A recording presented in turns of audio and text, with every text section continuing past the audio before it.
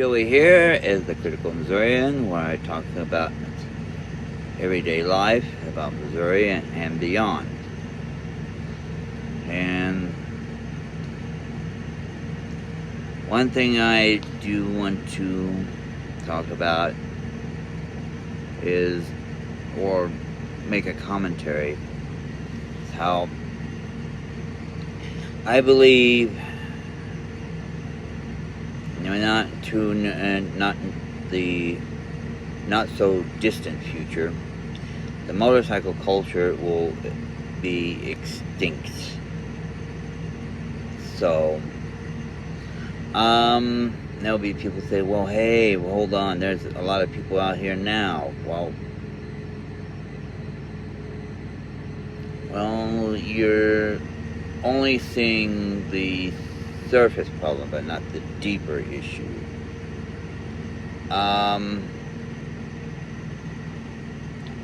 See, what's going on is that is like motorcycles have become so expensive that a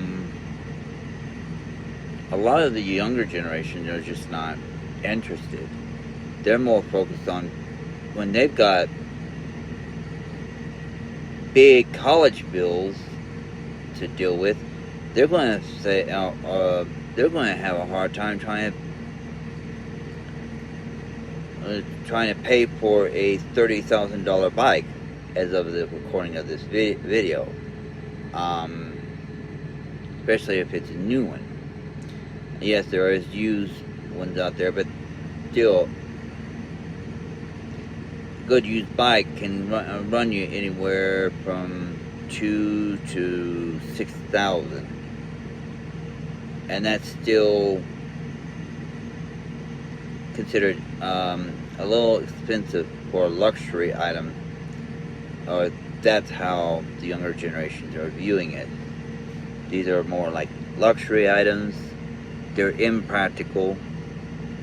Yes, a bike may get better gas mileage than a car, but if you have a family, they are very impractical. You cannot haul a whole family to where they need to go. So, they're pretty much not really something that the younger crowd would find even remotely useful. That plus some of them may say that they're still dangerous. Some others may say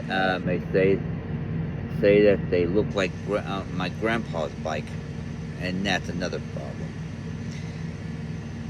Some of the styling on some of these bikes kind of date back from way on when, and that's a big turnoff to some of the younger crowd.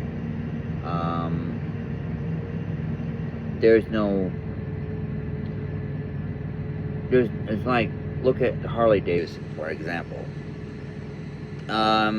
Sport bikes are considered in for some of these younger generation, but the closest brand that Harley Davidson ever made that would have attracted younger crowd was the Buell brand. Eric Buell. Sorry, my pronunciation is a little off, but to drive home the point, Eric Buell designed a kind of sports bike surrounding the Harley Davidson engine.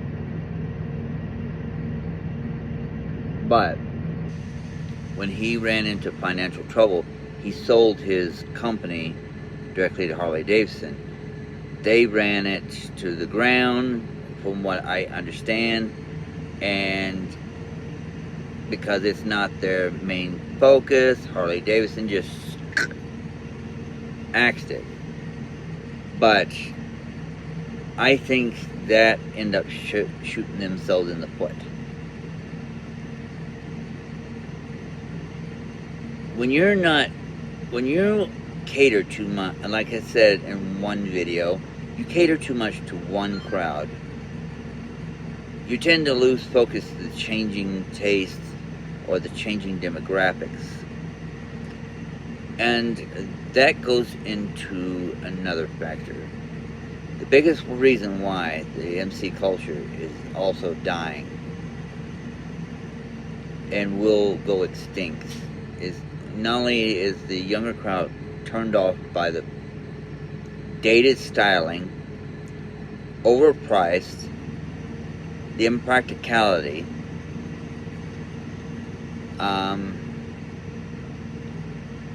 there is another factor, changing different demographics. A lot of your older riders are retiring. Many of those that would swear by Harley Davidson are now hitting above 40, and the number of people coming to replace them is a lot smaller than their generation.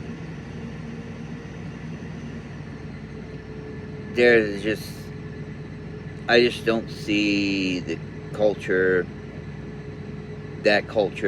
surviving. And probably less than 50 years after all the boomer generation is no longer with us, and only few of us Xers,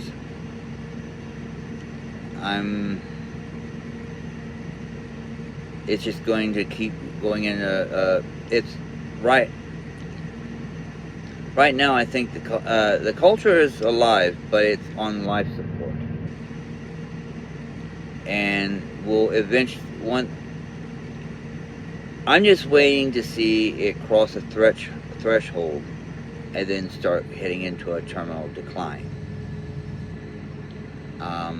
Unless something happens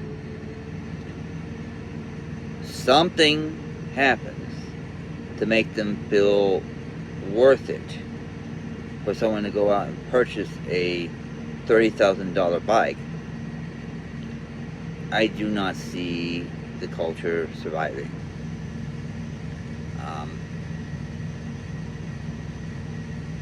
I mean, that's the facts as they are.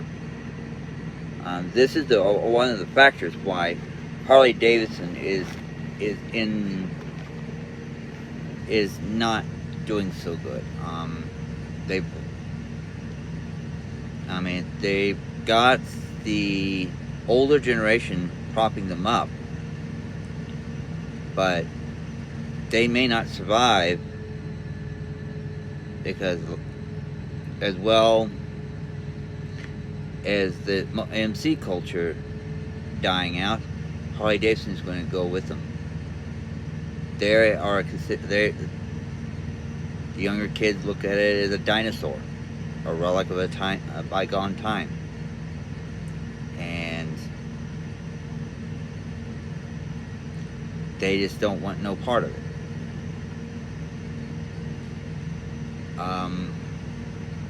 So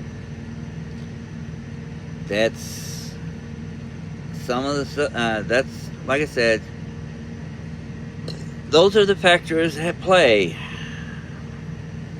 So in a nutshell, what you got, and like I said, and I'm going to close this video soon, and I'm going to close it up with this summary. And it's like, Harley Davidson, the company itself, will not survive, as well as the motorcycle culture in a whole, because of these factors. Like I stated earlier, the younger kids.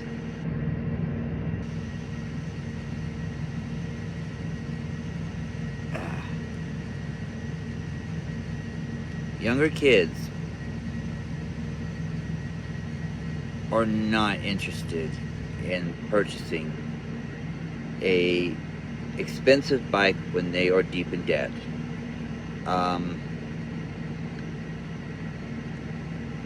and the cost of living out is already outrageous. They've got more on their plate than they really want to. Secondly, they think it's impractical, especially for their needs. They also think that um, I mean, they also think that the styling is a little dated and too old-fashioned. Then you got like I said, the culture and the motor company is being propped up by the older generation. Those are in the boomer age, and once they're gone, that's going to start being the beginning of the end. And they are many of them are heading off in the sunset now. So I am seeing I'm going to say that maybe between 20 and 50 years, maybe less than that, maybe a little less than that, we're going to see both of them just vanish and become a chapter of America's history and not a part of our current present. So anyhow, I just want to present the case, and I know I may ruffle a few feathers in the MC culture. I'm a rider myself. I like to ride whenever I can, but I'm seeing the same factors there myself. No one in my family, even those younger than me, have taken any interest in riding. So I see it. I see the example that no one is really finding it an attractive option. So I'll probably be the last in my family to be a rider. So anyhow, like I said, hopefully everybody